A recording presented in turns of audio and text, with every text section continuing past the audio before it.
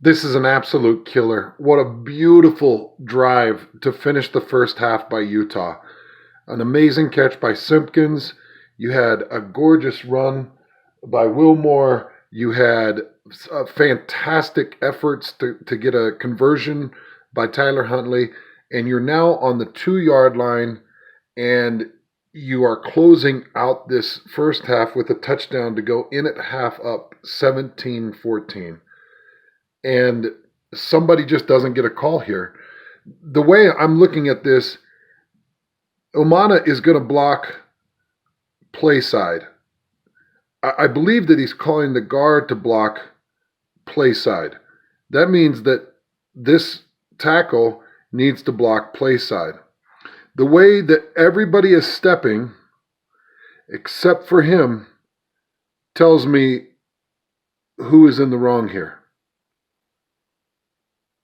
Okay, anytime you see everybody stepping a certain way and one guy stepping another way, it's a direct indicator of who is in the wrong.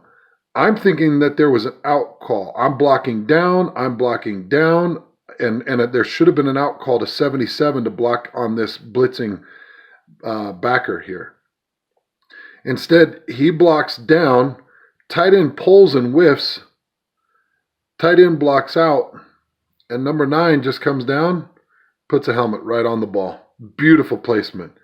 But whiffed on this block, which added more hit onto the ball carrier, delayed in the give in the mesh, and that ball comes out, and it's a game changer.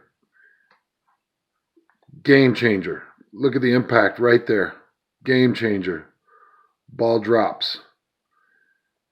Just a horrifying finish to this half when everything was going right. And one guy, see, he blocks down. Look at blocking out. He's got to block out.